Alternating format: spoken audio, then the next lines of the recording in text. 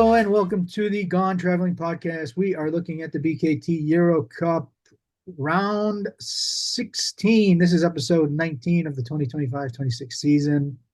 Myself, David Hein of Hein News, I'm taking the charge Substack, along with Marco Munno, communication specialist and collaborator with La Giornale Tatipo. Marco, only two more rounds of games. How are you doing? Well, it's fine, and the last one was one of those rounds because that was really important about the playoff picture, and all the results, a lot of results were really built up in the last seconds, so it was really fun to watch. Yeah, we are actually pretty close to having the full playoff spots. There's only two with two rounds left. There's two left in Group A. So among four teams being Reyer at 9 and 7, Cluj at 8 and 8, Neptunas and Aris at 7 and 9.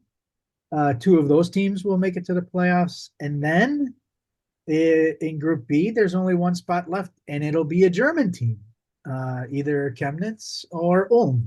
Ulm, of course, behind in one game, but they do own the tiebreaker. So if Ulm can get even with Chemnitz, then they will make it to the playoffs. We had big news was Jerusalem losing this week again, and Borg winning again. We're actually not going to talk about Borg, but I wanted to throw it out there because they are group leaders. Also, I wanted to let everybody know. So we talked about it briefly last week. Is that Jerusalem? Actually, they're still not even through as far as number one in the group. But just here, we'll get to that. Obviously, there's only a game behind them. But if the teams are tied for atop the best record in the competition, regardless of group, wins. It has home court advantage throughout the playoffs. If the teams are tied, then their point differential for all games is the next factor. So right now, Jerusalem's at 12 and 4, as is Borg, but Jerusalem has a pretty big advantage of 199 plus 199 to plus 123. Looking at the other teams that are maybe still in the running at 11 and 5, Bahcesehir is at 115. Turk Telecom is at 203, which is actually even higher than Jerusalem. So if Turk Telecom could actually get top spot, become even with the top record, then they actually have a pretty decent chance of of taking the home court advantage. But then again, Jerusalem might just win a game by 35 points, and then they're going to take first place with a point differential. All right, so you wanted to start off with the Bahcesehir game, them a big comeback, beating Aris at home 81-79. Bahcesehir moving to 11 and 5, two straight wins for the last five.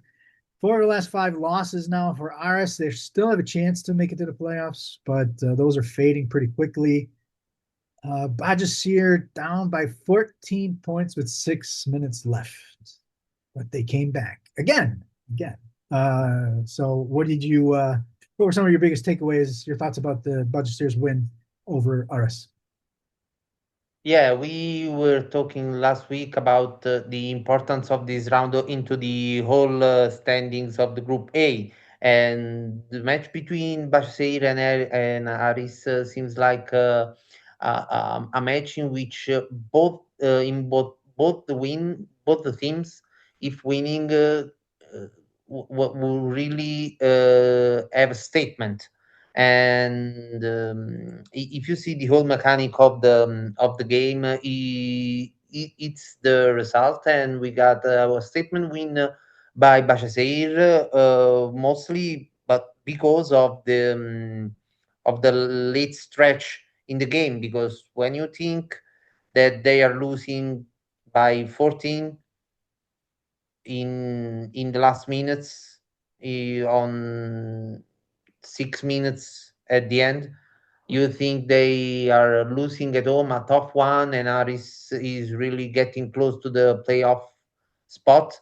and instead, I think there were really a huge comeback. It was fueled by um, a triple by Jordan Fourht, who played only 12 minutes, but he was on the court at the end, and also it starts the remontada by Bahcesehir, and it was really important. And also, Bahcesehir not only was scoring at will, but also strength at the defense, because Aris only scored four free throws from that point to the end. That point was 61 to 75, and Aris ended the game at 79. So they scored only 4 points. Instead, Bahcesehir scored 20, and the last two were coming from the end of Malachi Flynn. And in the whole stretch, we saw all the firepower from Bahcesehir, because we had different players that step up. It was Omsley, it was Kavanaugh, it was Trevion Williams. So I think it was four that we already said, and now at the end, with the last drive to the basket was Malachi Flynn, and I think mm, they got so many weapons, and they have to find a way to align them, and that was the case not only in offense but also into the defensive end. That it's not the first aspect that you think about. That instead, about Aris, it sounds like a really huge missed opportunity, because if you look at the other results, and if you look now at the race, combining the other results, combining the Reyer Sedevita result, for instance, or the Manresa Cluj results, it, and also the win by Neptunas, the whole picture is really worse than the round before for Aris as for now. Sticking to ours really quick, they still have decent chances because they are hosting Neptunas in round 17, and then they play at Cluj in the final week of the season. So they still have chances. I brought up the word again with the comeback because, and I had to look it up because I couldn't remember. It was only back in round 14 in the home game against Manresa where they were down by 17 points to start the fourth quarter and then took the lead. Remember? And then Obasahon hit the 3-pointer, and then that Malachi Flynn, that was his 4 3-pointers in the final 5 minutes. So again, Flynn coming up big. So this is what you have to really like about Bahcesehir. What you have to really like about this result, if you're Bahcesehir fans, is that they came back from a big deficit again late. Getting defensive stops, multiple ones in a row, and then being able to score points and bunches in the fourth quarter and make a big comeback. I just wanted to throw it out there because I looked at it. I was watching the highlights, only watched the highlights of this one, and then looked at it. And I'm like, I was watching Malachi Flynn, and he had like this brace sleeve thing on his right leg, and it looked like a brace because there was like there was the spaces in between, but then it kind of looked like a sleeve from the backside. And then I'm like, wait, that I've never seen it before. And I went back to last week's game, and he didn't have it. So I don't know. It was pretty, took over a good half of his entire leg. So definitely a protective measure there on his right leg. So congratulations on Bahcesehir coming back. Big victory because they still are right there in the race for the actually the top spot in all of the competition. They still can take first place. Hottest team in the league, I would say, Trento. They won back-to-back games at the buzzer the past 2 weeks, and then Besiktas is on a roll. And I said last week, I'm like, this isn't a given for Besiktas. Trento's pretty on a roll, but Besiktas also have not played well on the road, and they didn't play well on the road again. Besiktas, they they had a strong first quarter, but that was kind of also because Devontae Jones and Andrei Yakimovsky had 2 early fouls and had to go to the bench. But then Besiktas only scored 9 points in the second quarter. So Trento wins 87-74, 10-6 record now for Trento, 11-5 for Besiktas. 3 wins in a row for Trento, 7 in the last 8. 9 points for Besiktas in the second quarter. The lead grew to 20 points in the third quarter. Matas Yogelo starts hitting threes, and it was a 21-point lead with 7 minutes left. The question was tiebreaker, and you're like, Besiktas won the first game back in round 17, round 7 by 14 points. And you're like, come on, tiebreaker, what are you talking about? But you're at 17 points, as good as Trento were playing. You're like, yeah, they could maybe do this. And especially Yogela, doing his thing. He scored 14 of his 17 points in the fourth quarter, 4 threes. But on the other hand, Connor Morgan saved their butts. 12 of his 17 points in the fourth quarter, bucket after bucket after bucket. And then Brenton Lamar's free throws with 13 seconds left preserved the tiebreaker for Besiktas. It was a 13-point loss for Besiktas. They won by 14 back in round 7, so Besiktas do have the tiebreaker. Mentioned Yogelo with 17, DJ Stewart, another big game with 19, Yakimovsky 15 and 10 rebounds, and Mr. Amazing Devontae Jones 11 points, 5 assists.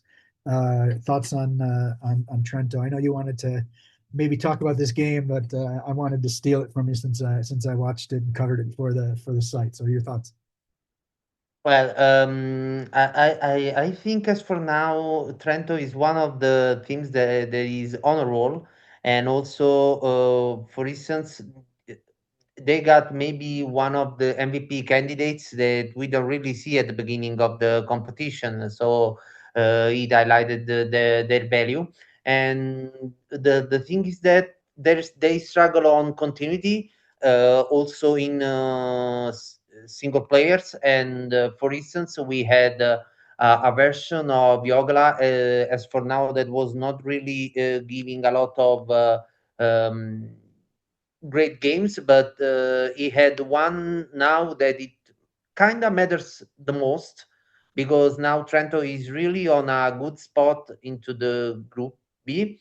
And also they just kind of messed up the picture of the first places, and maybe they cemented their role as a wild card, but not only a team that is not easy um, to match against.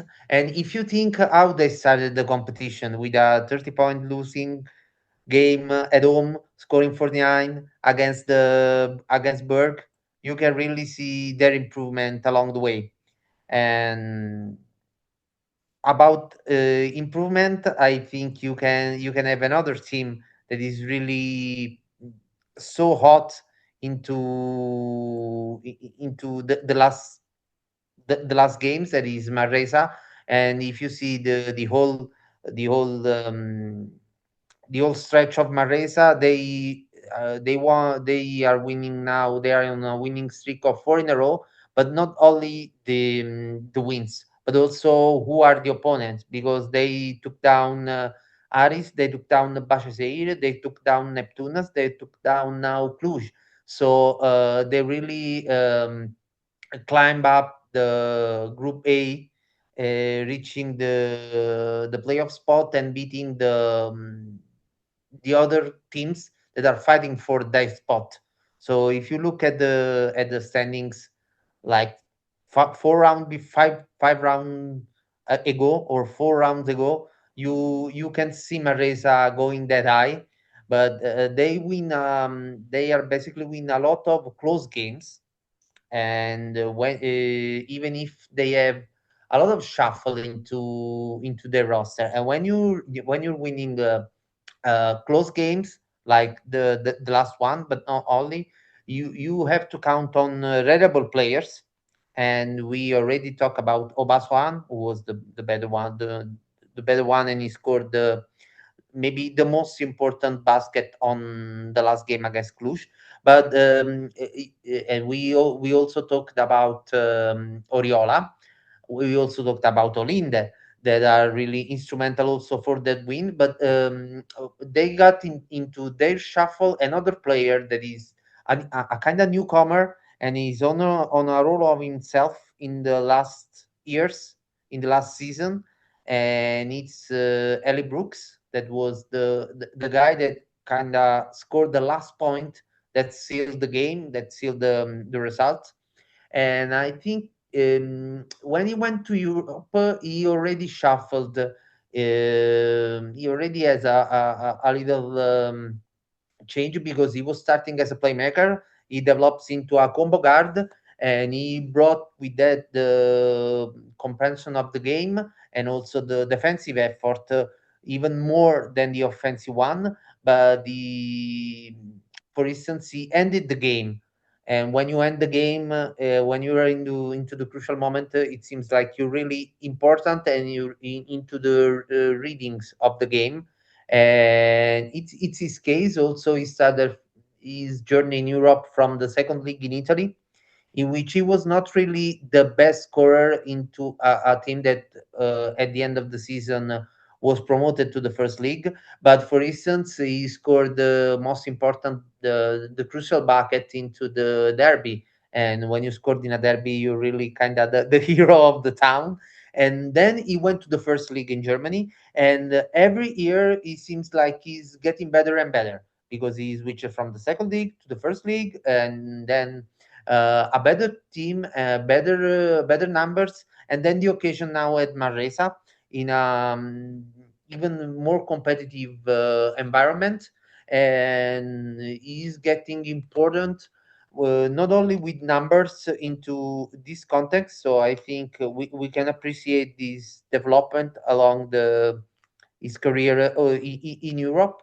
And also Maresa had another piece that is really important, and they're on a roll, four wins in a row. Great effort by newcomers. So really another team that is really getting intriguing going along Yeah, with players like Brooks. yeah. And Manresa 101 99 victory over Cluj. 10-6, 4 wins in a row, 7 of 8 actually, and then Cluj dropping to 8-8. This was Brooks's third game. He actually missed rounds 13, 14, 15. So it was his first game back after that, and actually them getting it was actually pretty big news here in Germany because Brooks, he played in Germany last year with Oldenburg, and then he moved over with an opt-out, was playing with Trier, which was basically one of the biggest surprises in the German league earlier this season, the promoted side, Gladiators Trier, and then came over to Manresa and showed right away what he can do against Slask, had 19 points and 6 assists. So definitely a major additional weapon to have. I'm going to move over to previously mentioned Neptunas. They beat Jerusalem, probably the surprise of the round, 98-92 in Lithuania. Neptunas kind of saved their chances at 7-9. Cluj being right there at 8-8 in 6 spots. It was a 10-point lead with 5 minutes left, but Neptunas survived. Their superhero, Arnas Velichka, triple-double almost, 16 points, 9 rebounds, and 12 assists. But Rihards Lomasz, big time. He's showing that he can really pour it in. He had 33 points against Hamburg three weeks ago, and then dropped 31 points in this game. 4 3-pointers, 20 points in the first half. And what really stood out for this was Isaiah Mobley. This was in the fourth quarter, early in the fourth quarter. Isaiah Mobley scores over somebody in the post, Isaiah Mobley, and does one of these gestures, hand down to the ground like you're too small or whatever. And then, but it was in the post, and then Lomasz blows by his guy on the next possession, the next time down, blows by his guy, and then beats Mobley at the basket. scores over him at the basket and then does the "you're too small." So, um, that's, and then obviously, Neptunas, has the last laugh, gets the victory. Um, they're not done. I mean, they're still there. Cluj is right there. Yeah, they have to try to catch Cluj. They have to beat Aris first. Cluj is right there. And so it's not impossible. One guy I did want to mention, we've kind of talked about newcomers, and Neptunas is a newcomer as well. Carlos Salines racked up 8 points and 10 rebounds in his second game since arriving from Trabzonspor in Turkey, where he joined up with his Latvian buddy, Rihards Lomasz. So congratulations to Jerusalem. Let me just look. Yeah. So two of the big boys, Besiktas and Jerusalem, dropped games. Who are you worried more about, and why? Well, I think it is now too early to worry about Jerusalem because I think one time it can happen and they were really showing dominance in a long stretch. They've So lost 2 games in a row, though. I'm just saying that. yes, yes, but it seems like they were really huge when they were performing. So yeah, that can be a problem, but I think And they can they look really bad at times, especially if they're not playing defense. If they play yes, defense, they're definitely there. yeah, yeah, yeah, for sure. And I think when you struggle, and you will start thinking about that side of the game because you can really score less, but if you let the opponent score lesser than you, and it's also a way in which you have to put more. You can shoot bad sometimes. You can have problems on offense, but in defense you have to make more will, or you have to make to be more focused. And if you want to revenge the the, the bad losses, that's the side in which you can, as a player, focus more because you can prevent others to score. Yeah. So I'm not most worried about them I'm instead. I'm That I'm I'm more worried about Besiktas, mainly also because of that road, the road. They're down to 3-5, I think, right? Is what we said, 3-5 on the road. Yeah, 3-5 on the road, 8-0 at home. All right, let's move on to the next game. You have Amedeo Tessitori. Again, same thing with Manresa. We also talked a lot about Reyer this season, and we're running out of guys. So we were talking about Tessitori. Reyer wins 86-84, big home victory over Cedevita. 9-7 overall, 7-1 at home for Reyer, and then 10-6 for Cedevita. The usual stars: Parks 22, Wiltshire the game winner at 19 and 5 rebounds. And then Tessitori with 9-5 and plus 2 blocks. So your thoughts about Tessitori and Reyer? Yes, I think their win was really important, obviously, and also it was a thriller finish because when you scored at your last offensive possession, and then you prevent the other team to score at their last offensive possession, so it's really a thrilling finish. And Venice was really short-handed because they were missing Bowman, they were missing Nikolic, but at the end they were missing also Orton, and they finished the game with with the start with 5 guys that played without the center, but they were really using a lot of Tessitori at the beginning because they were losing like 19 to 35 after 11 minutes, and they start to build up their momentum and to go on and on. And Tessitori was really instrumental by that. I think about the old cats that are really proving their worth when they are called up. I think we can have Tessitori. He was the only center really that was in the game, because Orton is a huge gap into their starting five, and he was really important about that. Even if he doesn't finish the game, he led the team getting there, and it was not really sure. Nobody was really sure after the shocking beginning, and it was the first guy, the best guy into the first half as a PAR with 15. So he was really important, and he brought a lot of experience in a win that seems crucial for the race to the playoff spot into the Group A. Yeah, I mean, Tessitori is the guy who won the EuroCup 2022 with Virtus.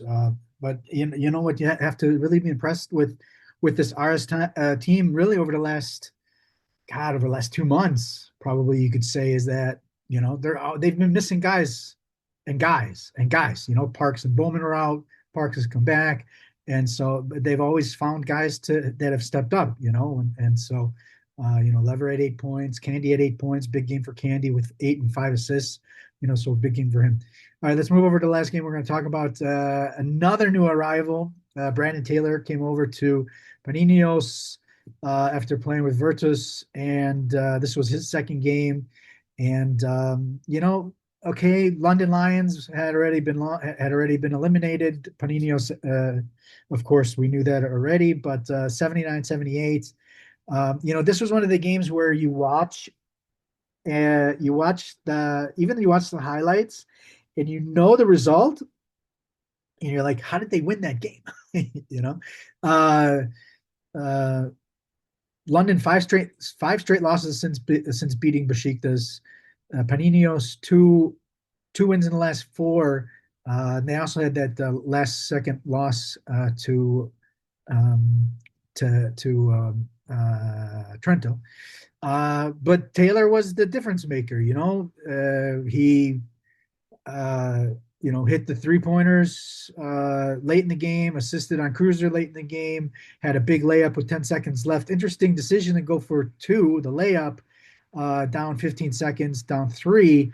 And then they got the 5-second inbound violation. Shavar Reynolds not able to bring it in. And then Taylor fed Lewis for the ball, and the free throws to win the game. Panionios, congratulations, Taylor. I wanted to throw some love towards Panionios. They're going to be gone, in a couple of weeks. And I just did want to mention that, this is a team that, was hard luck losers. And so now that they've finally been able to turn the corner a little bit and get a couple wins and make their home fans a little proud. All right, so much that we probably could have talked about. Hamburg winning again, Borg's blowout win over Ulm, but we want to make this tight podcast for you, and we're going to look ahead to round 17 because we have some monster games for round 17, the penultimate round. What are you watching? Well, I think Besiktas against Turk Telecom is really an easy choice to see the race for the first spot overall. Besiktas with a 9-point win in the first game. Besiktas won the first two games of the season in the Turkish League and the EuroCup, but Turk Telecom won 87-84 in Turkey at home on January 18th. So Turk Telecom know they can beat Turk Telecom. We have Jerusalem and Cluj. Jerusalem fighting for that top overall spot. Chemnitz trying to stay a game ahead of Ulm. They have the difficult task of facing Trento. The big game to stay alive in Group A. Aris hosting Neptunas. Both teams at 7-9. You lose that, you're done. Even if you win, you're not through yet. Manresa, hot Reyer not as good on the road. Both of those teams right there, playoffs. And then Ulm, almost a must win against Badušnos. Yeah, Badušnos, hey, look, Badušnos is in 5th place, right? But they're only one game behind a two-way tie for 2nd place. So they're right there. And their point differential is actually 112. Okay. I don't know if they get there, but anyhow. All right. Anything else? Oh, and so just to mention, it's London fans know about this already, but Hamburg fans, if you expect us, or Zeta Vita fans, if you expect us to talk about your team next week, we might not get to it because you guys have the Thursday game, Hamburg hosting Zeta Vita, so we might not have that on a podcast next week. Marco, let people know where they can find you on the social medias, etc. Yes, you can find me basically on every social media as Marco A. Munno, but mostly on X as Munno. Munno. Munno, and I am Hein News, HEINNEWS, HEINNEWS on Twitter. Everybody, thanks for listening to the show. We are getting down to the nitty gritty. We're gonna have 4 teams. We're gonna have 8 teams eliminated from this competition in just 2 weeks. And every game matters, every point matters. We have point differential to also think about. Everybody, have yourself a wonderful week. We'll talk to you next week. Thanks for listening.